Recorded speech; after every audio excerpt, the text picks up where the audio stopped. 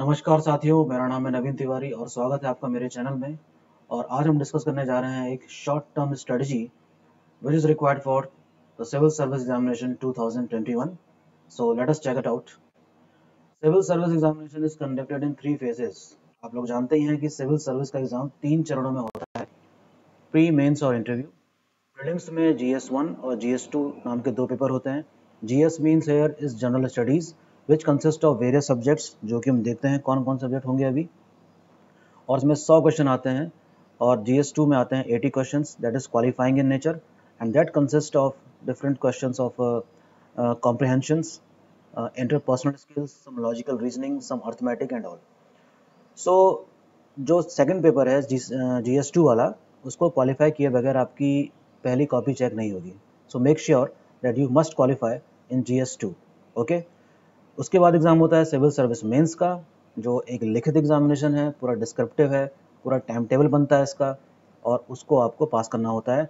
और जितने भी आपके मार्क्स आएंगे उससे डिसाइड होती है कि आपकी मेरिट, आपको कौन सी रैंक मिलने वाली है।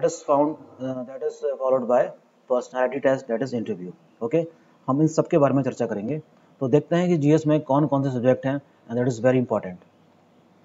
First of all, let us deal with history. History of India. It consists of 3 parts, that is ancient, medieval and modern. और जो आपके सामने ये जो किताबें दिख रही हैं आपको, R.S. Sharma for history of ancient India, Satish Chandra for medieval India and Bipin Chandra for modern India. इसमें कुछ ऐसे एस्पेक्ट दिए हुए हैं जिसको UPSC कई सालों से फॉलो कर रही है और फॉलो करती रहेगी। वाई? बिकॉज इसमें जो आर्ट एंड कल्चर वाला जो सेक्शन है वो भी कवर इसमें हो जाता है, और इनकी जो इकोनॉमिक एक्टिविटीज़ हैं वो भी कवर हो जाती हैं। Same applies to Satish Chandra and same applies to Bipin Chandra. Bipin Chandra की बुक इनमें से भी कुछ खास इसलिए है क्योंकि इसमें इंडियन नेशनल मूवमेंट वाला जो सेक्शन है वो काफ़ी इंपॉर्टेंट है, और UPSC यहाँ से काफ़ी क्वेश्चन उठाती है।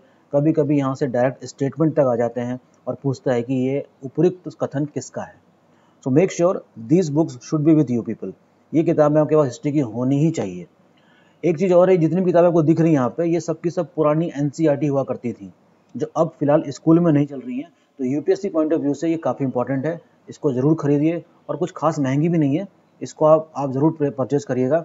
और एक बार, 2 बार, 3 बार, जितना बार रिवीजन हो सके इस किताब का ज़रूर करिए, very important. One more book I would like to suggest to people, that is BL Grover. BL Grover भी एक हिस्ट्री की बुक है, काफ़ी इंपॉर्टेंट है। इसमें इकोनॉमिक पॉलिसी दी हुई है, किसकी? ब्रिटिश एम्पायर की। गवर्नर जनरल्स के बारे में पूरा विवरण बहुत अच्छी तरीके से दिया गया है। दूसरी बात, कॉन्स्टिट्यूशनल डेवलपमेंट के बारे में जितना अच्छा डिटेल में BL ग्रोवर में समझाया है उतना शायद ही किसी बुक में हो। तो मेक श्योर कि ये बुक आपके पास होनी चाहिए, एटलीस्ट अगर आप कॉन्स्टिट्यूशनल डेवलपमेंट वाला पार्ट देखना चाहते हैं, वेरी इंपॉर्टेंट। और इसमें पोस्ट इंडिपेंडेंस भी कवर किया गया है, that is from 1947 up to 1964, that is first phase of independence. Very very important. One more book is very important, जो कि छात्रों के बीच में काफ़ी पॉपुलर है, दैट इज़ स्पेक्ट्रम। और मैं भी इससे इनकार नहीं कर सकता, काफ़ी डिटेल में और UPSC एग्ज़ाम को ध्यान में रखकर लिखी गई किताब है, इसलिए ये भी आप ले सकते हैं। नंबर 2 आता है geography. It is provide a very important solid base to the environmental science also. इसलिए ज्योग्राफी बहुत इंपॉर्टेंट हो जाती है, क्योंकि ज्योग्राफी के अकेले ज्योग्राफी के क्वेश्चन नहीं आते हैं, उसमें एनवायरमेंटल साइंसेज के भी आते हैं। सो मेक श्योर कि आपकी ज्योग्राफी काफ़ी स्ट्रॉन्ग हो, जिसके लिए आपके लिए कम से कम NCERT की 11th और 12th वाली किताब तो आपके पास होनी ही चाहिए, जिसमें फिजिकल फीचर काफ़ी अच्छी तरह से कवर किया गया है। एक में वर्ल्ड ज्योग्राफी वाला है और एक में इंडियन ज्योग्राफी वाला, ठीक है। GC Leong, too good. One more book I would like to suggest to people, that is Surendra Singh. Surendra Singh की जो बुक है इतनी मोटी करीब है, और वो मैग्रो हिल्स पब्लिकेशन की है, बहुत अच्छा समझा रखा है। हो सके तो इसको भी ले सकते हैं आप। One more book for Indian geography specially जो मैं रिकमेंड कर रहा हूँ आपके लिए, वो है खुल्लर। इंडियन ज्योग्राफी में बहुत बेहतरीन तरीके से समझाई गई है, डू इट। ऑक्सफोर्ड एटलस आपके पास होना चाहिए, क्योंकि मैप रीडिंग के भी कई क्वेश्चन आते हैं। UPSC मैप रीडिंग से कई क्वेश्चन पूछती है। अगर आप दिन भर में कुछ नहीं कर रहे हैं तो कम से कम 1 घंटा मैप तो देख ही लीजिए, लोकेट करिए चीज़ों को कि वो चीज़ कहाँ पर है। North to south, east to west, south to north, so many things are there.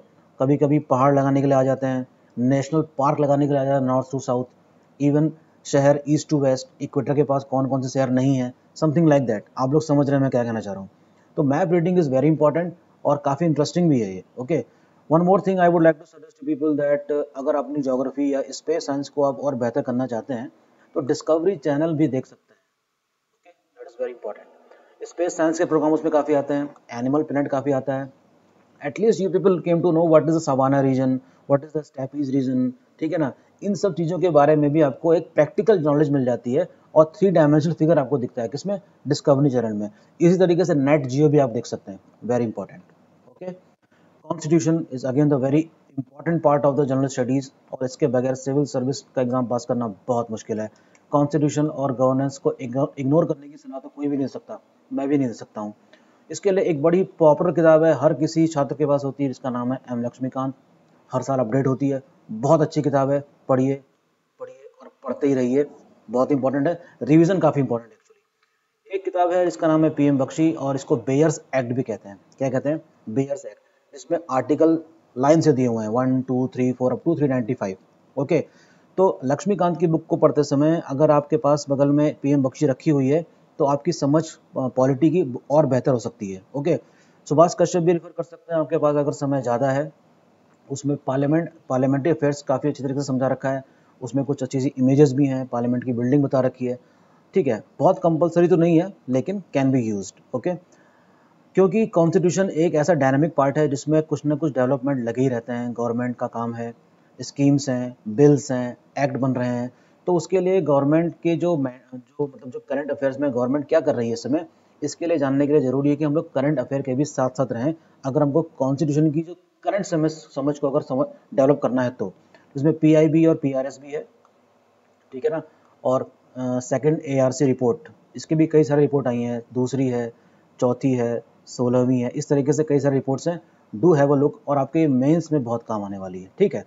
इसी तरीके से इंडियन इकोनॉमी वाला पार्ट भी बहुत इंपॉर्टेंट है।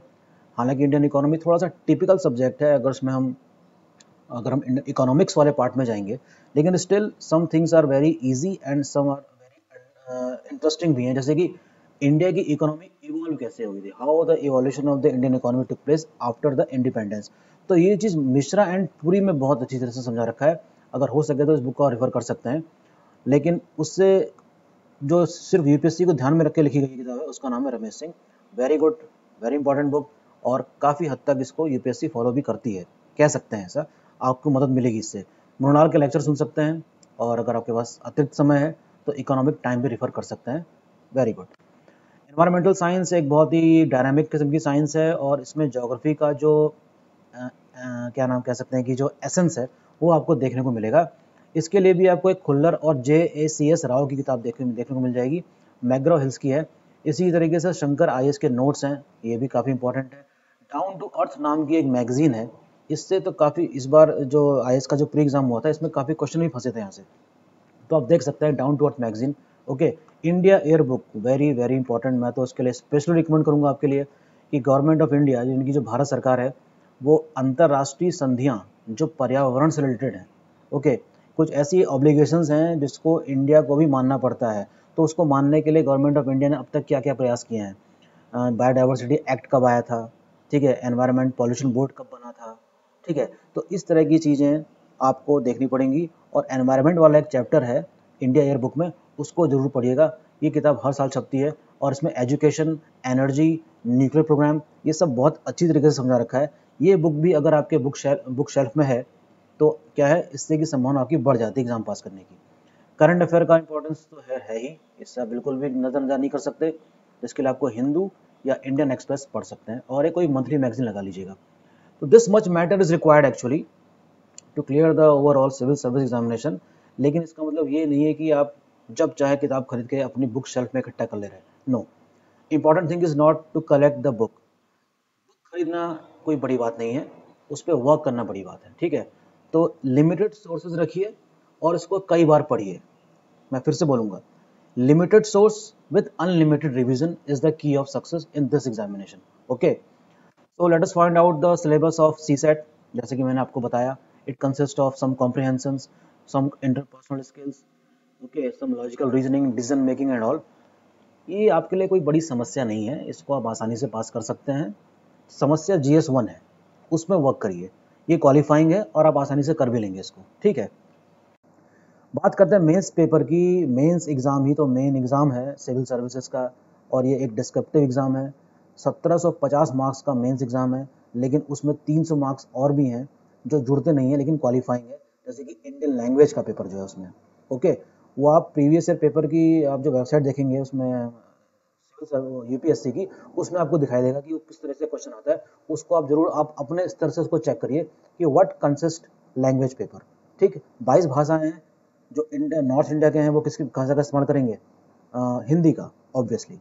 सो ऐसे we have 250 marks general studies का पहला paper 250 which consist of what? which consists Indian heritage, culture, history and geography, world and society.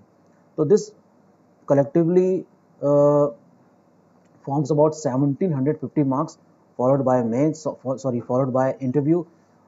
That is total marks is of 2025. Okay, तो 2025 में से आपको क्या लगता है कि कितने मार्क्स आ जाएंगे तो आप आईएएस बन जाएंगे? बताइए कितने मार्क्स होने चाहिए? Not more than 50%.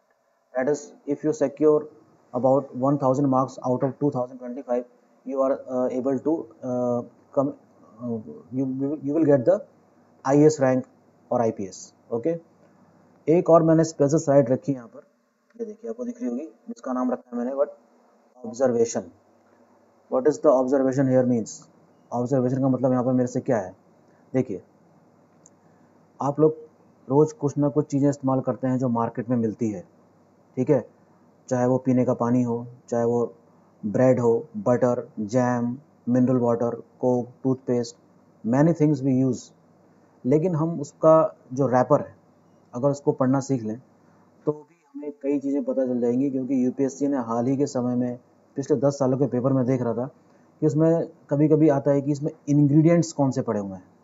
ठीक है, so if we have a close look to the ingredients in the toothpaste, you will find कि उसमें एक ऐसा कंपाउंड पड़ा है जिसकी वजह से जो हमारे दांतों के लिए काफ़ी अच्छा है। Same applies to the Coca Cola, same applies to the Pepsi, same applies to the chips and same applies to the various other edible things. तो उसमें एक एक आपको दिखाई देगी चीज़, एक उसमें स्टिकर होता है जिसमें लिखा रहता है FSSAI, उसकी क्या इंपॉर्टेंस है। एक में लिखा रहता है ट्रांस फैट, ये सब चीज़ें क्या हैं। तो ट्रांस फैट वाला मामला काफ़ी चर्चा में था 2013-14 के आसपास, तो वहाँ से भी यूपीएससी में क्वेश्चन आए थे। ठीक है, so make sure that now onwards if you going to utilize all these things, do not forget to read all these ingredients which are mentioned on their wrapper.